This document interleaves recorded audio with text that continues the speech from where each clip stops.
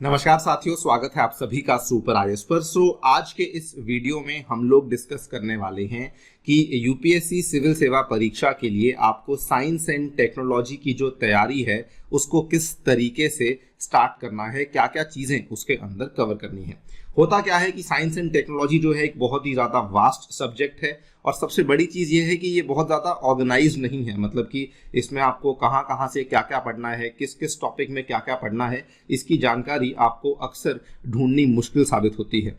और उसी चीज़ को आसान करने के लिए हम लोग आपके सामने ये वाली आज वीडियो को पेश करने जा रहे हैं। आइए शुरू करते हैं, डिस्कस करेंगे what should be the strategy, क्या क्या चीज़ें आपको कवर करनी चाहिए, सोर्सेज आपके क्या क्या हो सकते हैं, उसके बारे में चर्चा भी करी जाएगी।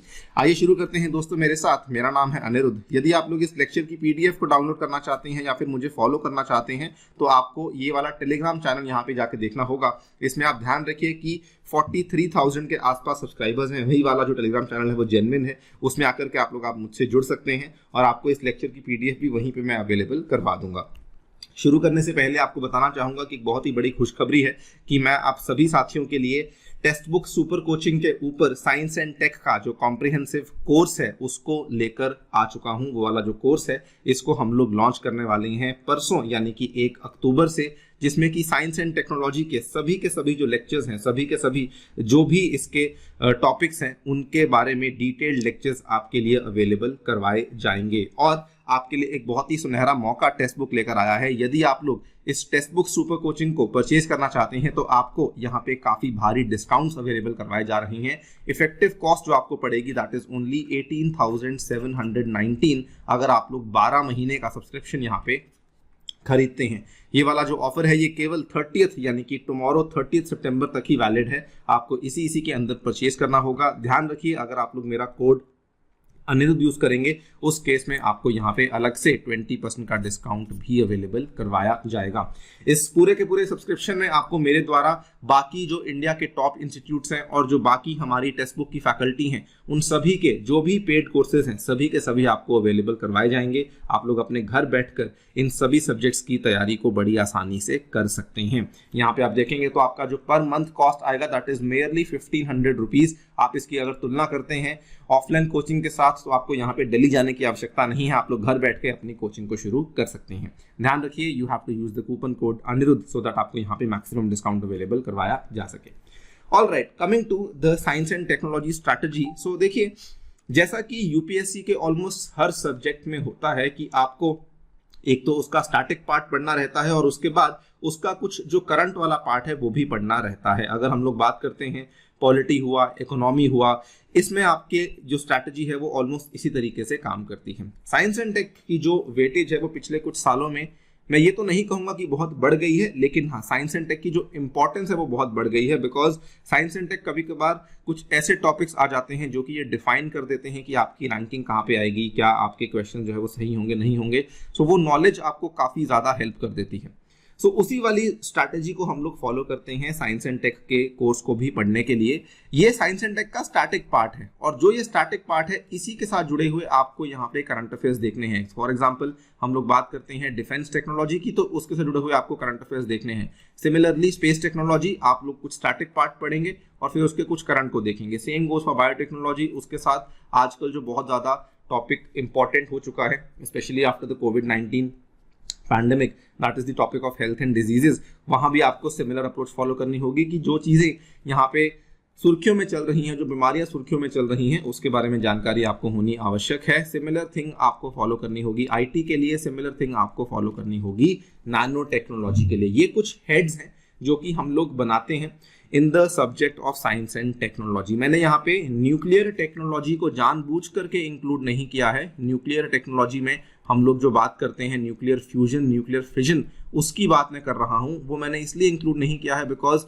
उस चीज को हम लोग ज्योग्राफी के अंदर इंक्लूड कर लेते हैं। So it totally depends upon कि आपकी स्ट्रैटेजी क्या है कि आप लोग उसको यहाँ पर पढ़ें या वहां पर पढ़ें, लेकिन हाँ पढ़ना जरूरी है। डिफेंस टेक के अंदर हम लोग न्यूक्लियर वेपन्स की बात जरूर करते हैं, लेकिन जो न्यूक्लियर टेक्नोलॉजी है जो कि फिजन और फ्यूजन के साथ डील करती है ना, उन सब चीजों के बारे में चर्चा हम लोग साइंस टेक के अंदर नहीं कर रहे हैं। उन सब चीजों के बारे में चर्चा जो है वो हम लोग ज्योग्राफी के अंदर करते हैं। सो ये आपके हेड्स हैं। इसको अगर हम एक बार यहाँ पे हटा देते हैं, ये आपके कुल मिला के 6 हेड्स हैं जो कि आपको साइंस एंड टेक के लिए यूज करने होंगे, बल्कि आप चाहें तो इन दोनों हेड्स को कंबाइन भी कर सकते हैं, बिकॉज पहले वाला बायोटेक है, दूसरे वाला एक तरीके से थोड़ा बायोलॉजी वाला पार्ट है, आप चाहें तो इसको कंबाइन भी कर सकते हैं। लेकिन हाँ, मोटे मोटे ये वाले 6 हेड्स हैं जो कि आपको फॉलो करने रहते हैं। अब होता क्या है कि इन सभी 6 हेड्स में आपको पढ़ना क्या है उसका ऑब्वियसली कोई एंड नहीं है, लेकिन हमने उसको थोड़ा सा यहाँ पे ऑर्गेनाइज किया है। अगर हम लोग डिफेंस टेक की बात करें तो सबसे पहले आपकी कोशिश होनी चाहिए कि डिफेंस के साथ जुड़े हुए जो भी आपके इंस्टीट्यूट्स हैं, जो भी आपके संस्थान हैं, उनके बारे में बेसिक जानकारी आपको होनी चाहिए। डीआरडीओ क्या चीज़ है, डीआरडीओ की जो प्रयोगशालाएं हैं कौन सी हैं, किस नाम से आती हैं, रक्षा मंत्रालय में क्या क्या देखने को मिलता है, कौन से विभाग हैं, HAL हिंदुस्तान एरोनॉटिक्स लिमिटेड क्या चीज़ है, क्या काम करती है। अगर आपको ये मालूम होगा तो कल को कोई भी, अगर मान लीजिए कोई लड़ाकू विमान हम बनाते हैं, कोई मिसाइल हम बनाते हैं, कोई इंजन बनाते हैं, तो आपको आइडिया होगा कि अच्छा ये वाला इंस्टीट्यूट है जो कि इसके साथ जुड़ा हुआ है और मैंने इसके बारे में पढ़ा हुआ है। सो इससे आपकी जो एक बेसिक फाउंडेशन है वो क्रिएट हो जाती है। इसके बाद आप लोग यहाँ पढ़ सकते हैं मिसाइलों के बारे में। मिसाइलों में आपको पढ़ना होता है क्लासिफिकेशन और क्या क्या इंजन्स उसमें इस्तेमाल होते हैं। ये वाली जो आपकी जानकारी है ये आपको बहुत इस्तेमाल होती है स्पेस टेक में भी। अगर आपको मालूम होगा कि मिसाइल में ये वाले इंजन हम लोग इस्तेमाल करने वाले हैं, तो वही वाली जानकारियां आपकी जो स्पेस में हम लोग बात करेंगे रॉकेट्स की, तो वहां पर भी सेम जानकारी ही आप लोग इस्तेमाल कर सकते हैं। नॉर्मली बच्चे गलती क्या करते हैं, डायरेक्टली वो जंप करते हैं इंडियन मिसाइल प्रोग्राम के ऊपर कि हम लोग तो डायरेक्टली जो इंडिया की मिसाइलें हैं उनको पढ़ना शुरू कर देते हैं and they start to rote learning, मतलब उसको एकदम रट्टा मारना शुरू कर देते हैं। वो स्ट्रैटेजी यहाँ पे बहुत अच्छी स्ट्रैटेजी नहीं है। अगर आपको मिसाइल्स के बेसिक्स नहीं मालूम होंगे जो कि यहाँ पे क्लासिफिकेशन में हम पढ़ाते हैं, तो आप लोग यहाँ पे आकर के डेफिनेटली कंफ्यूज हो जाएंगे, बिकॉज पीपल ट्राई टू एकदम रट्टा मारना कि ये क्रूज है, ये बैलिस्टिक है, इसकी इतनी रेंज है, उसकी उतनी रेंज है, सब कुछ भूल जाते हैं और फिर एग्जामिनेशन में जाकर के कुछ ना कुछ कंफ्यूजन के चलते कोई ना कोई क्वेश्चन यहाँ पे गलत हो जाता है। सेम स्ट्रैटेजी हम लोग फॉलो करते हैं इंडियन नेवी के केस में, जहां पर आप लोग जो प्रोजेक्ट्स हैं और सबमरीन्स हैं उसको हम लोग समझते हैं, उसके बेसिक आइडियाज को समझते हैं कि सबमरीन्स में इंजन्स कौन से इस्तेमाल होते हैं, फ्यूल कौन सा इस्तेमाल होता है, सबमरीन्स का वर्गीकरण कैसे होता है, और उसके बेसिस पे जो इंडियन नेवी के अलग अलग प्रोजेक्ट्स हैं, जैसे कि प्रोजेक्ट 17 हुआ, 17A हुआ, 28 हुआ, 75 हुआ, 75I हुआ, ये सब जो अलग अलग प्रोजेक्ट्स हैं इनको समझने की कोशिश की जाती है। अगेन प्रॉब्लम क्या होती है, स्टूडेंट्स कंफ्यूज होते हैं कि कॉर्वेट क्या है, फ्रिगेट क्या है, डिस्ट्रॉयर क्या है, एयरक्राफ्ट कैरियर क्या है। ये अगर बेसिक चीज़ें आप लोग यहाँ पे कंफ्यूज हो जाएंगे, सो उस केस में आप लोग यहाँ तक पहुँच ही नहीं पाएंगे कि 17 जो प्रोजेक्ट था वो किसके साथ संबंधित था, 28 किसके साथ संबंधित था, 75 किसके साथ संबंधित था। सभी के सभी प्रोजेक्ट्स कहीं ना कहीं इंडियन नेवी के लिए कोई ना कई प्रकार के वेपन्स हैं, कोई ना कोई प्रकार के या तो युद्धपोत बना रहे हैं या पनडुब्बियों को बना रहे हैं। लेकिन अगर आपको अंडरस्टैंडिंग होगी तो आप यहाँ पे कभी भी वो गलती नहीं करेंगे। यहाँ पे आप अगेन अगर रट्टा मारने की कोशिश करेंगे, आप कहीं ना कहीं उसमें फॉल्टर करेंगे ही करेंगे। और इसी के बाद हम लोग फिर डिस्कस करते हैं एयरक्राफ्ट कैरियर्स के बारे में।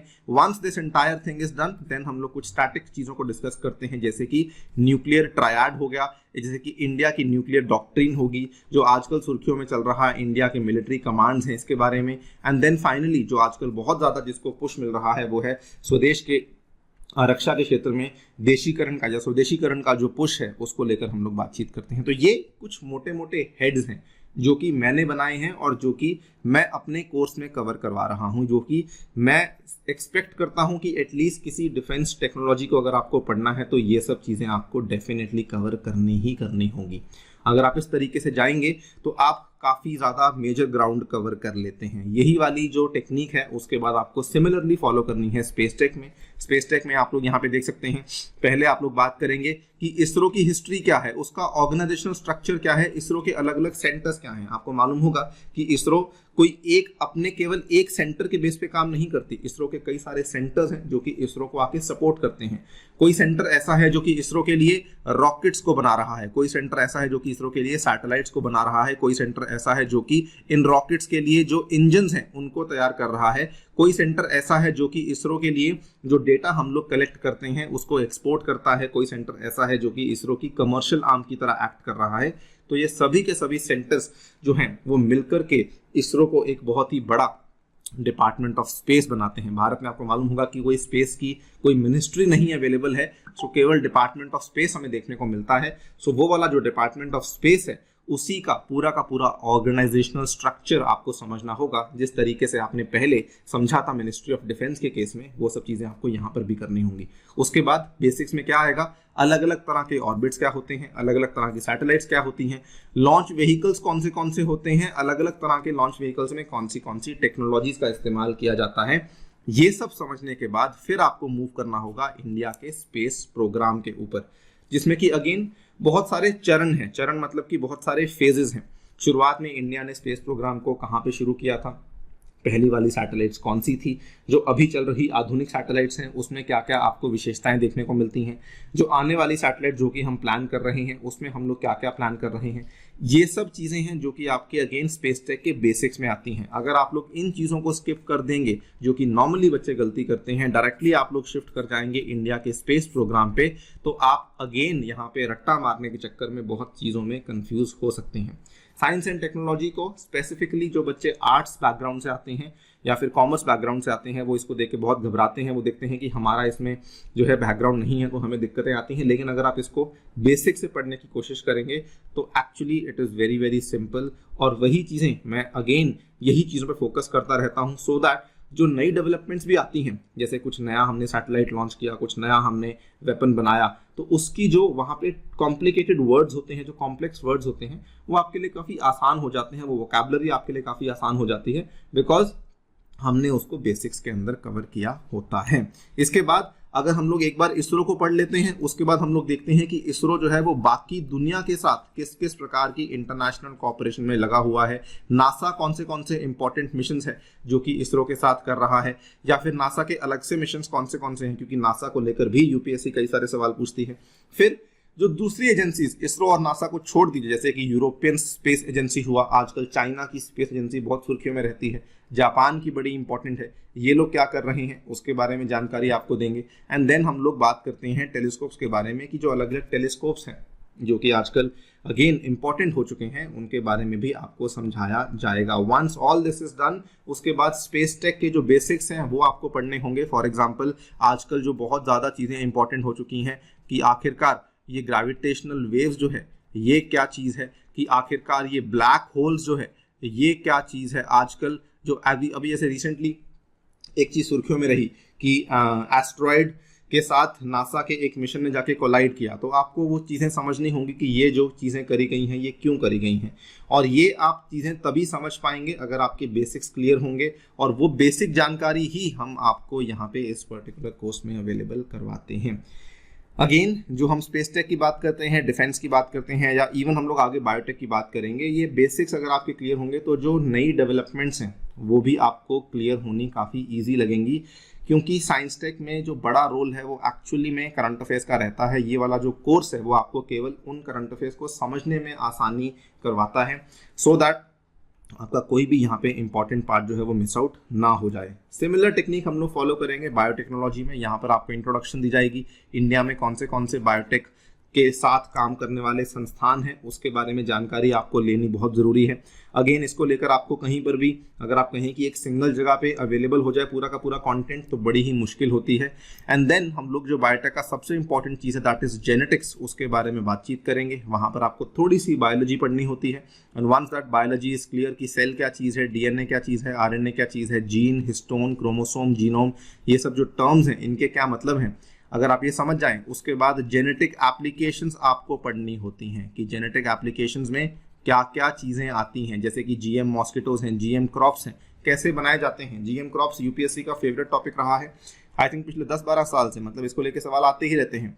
फिर इसके साथ जुड़ी हुई बीमारियां भी हैं, जेनेटिक डिसऑर्डर्स हैं, थेरेपीज हैं, gene therapy, recombinant DNA technology UPSC का फेवरेट टॉपिक रहा है। जीन एडिटिंग, क्रिस्पर कास9 को लेके यूपीएससी क्वेश्चन पूछ चुकी है। जीन साइलेंसिंग, ये भी आपकी जीन मॉडिफिकेशन के साथ ही जुड़ी हुई चीज़ें हैं, जो कि अगेन ये सब चीज़ें बेसिक हैं। हम लोग यहाँ पर आपको जब ये चीज़ें बताते हैं या बोलते हैं पढ़ने के लिए, तो इनकी बेसिक आइडिया लेना होता है।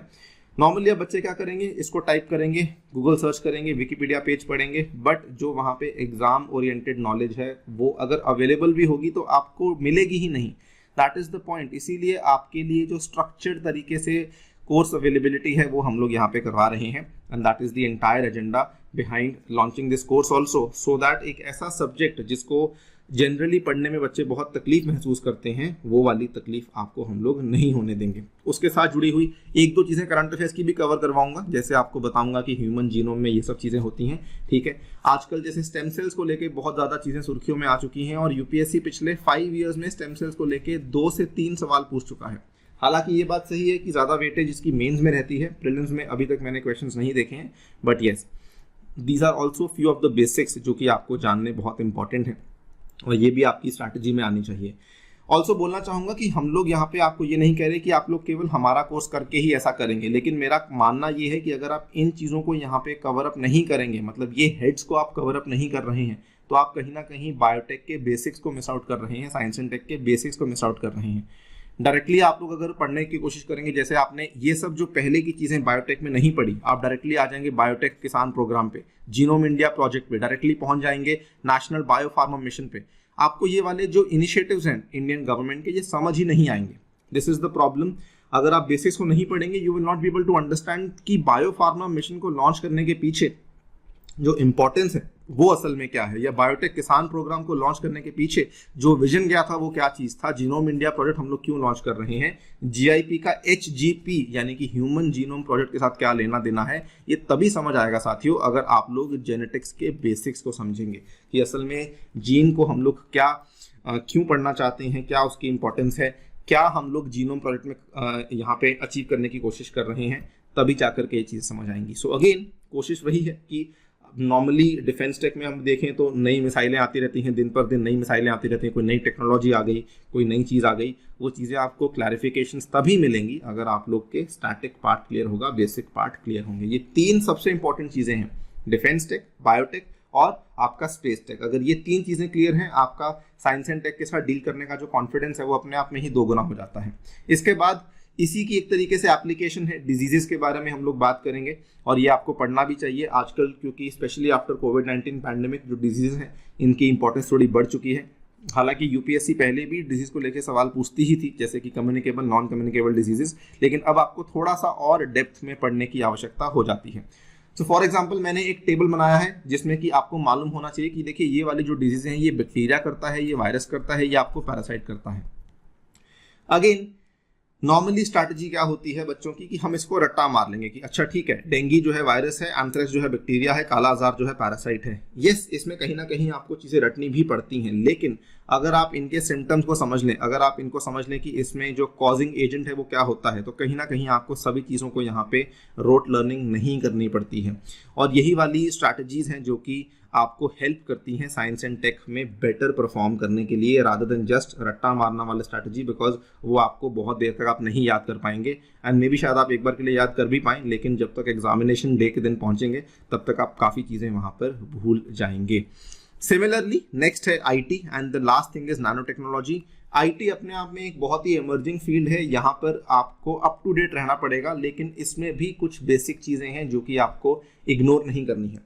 कुछ टेक्नोलॉजीज जो पिछले 7 से 10 सालों के अंदर न्यूज़ में रही हैं, मतलब 7 to 10 ईयर्स के अंदर न्यूज़ में रही हैं, जो इमर्जिंग टेक्नोलॉजीज पहले मानी जा रही थी लेकिन अब ऑलमोस्ट एस्टैब्लिश्ड टेक्नोलॉजीज हो चुकी हैं, उनके बारे में जानकारियां आपको होनी अनिवार्य हैं। फॉर एग्जांपल बेसिक में क्या आता है, इंटरनेट क्या होता है, फॉर एग्जांपल इंटरनेट का www से क्या लेना देना है, सुपर कंप्यूटर्स क्या होते हैं, IoT किसे कहते हैं, क्लाउड कंप्यूटिंग, एज कंप्यूटिंग किसे कहा जाता है, क्वांटम कंप्यूटिंग किसे कहा जाता है।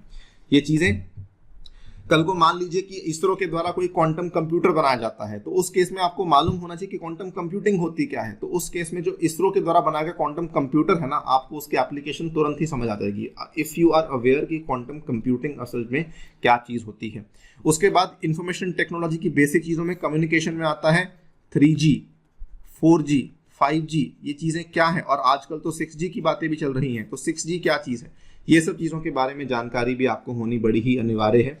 बिकॉज अगेन आप लोग क्या करेंगे, डायरेक्टली 5G के बारे में पढ़ेंगे, लेकिन अगर आपको 3G के बारे में नहीं मालूम, 4G के बारे में नहीं मालूम, तो you will not be able to gauge कि असल में 5G का यहाँ पे इंपॉर्टेंस क्या है, 5G का यहाँ पे फायदा क्या है। तो ये बेसिक्स का पार्ट है जिसके ऊपर फोकस करना आपको जरूरी है। और अगर आप कोई भी केवल करंट अफेयर को उठाएंगे तो वहां पर आपको ये पुरानी वाली जानकारी अवेलेबल नहीं होगी। तो ये आईटी एक बहुत ही ज़्यादा डायनेमिक है as compare to space tech, defence tech and biotech IT तो कम्प्लीटली डायनेमिक है, लेकिन आईटी में भी कुछ आपकी बेसिक चीज़ें हैं, जैसे कि ब्लॉकचेन को लेके अभी हमने पॉलिसी निकाली, तो ब्लॉकचेन क्या चीज़ है, बिग डेटा को लेके इंडियन गवर्नमेंट क्या कर रही है, क्रिप्टो को लेके पॉलिसी निकाली कि क्रिप्टो के ऊपर हम लोग टैक्स लगाने वाले हैं, क्रिप्टो करेंसी क्या होती है, कैसे काम करती है, डार्कनेट, अभी जस्ट रिसेंटली डार्कनेट को लेके सुर्खियों में चीज़ आई थी कि किसी देश के कुछ ऑडियो लीक्स हैं जो कि हमें डार्कनेट पे देखने को मिल रहे हैं, तो ये चीज़ें क्या होती हैं, कैसे काम करती हैं, इसके बारे में जानकारी होनी आपके लिए बड़ी ही इंपॉर्टेंट हो जाती है।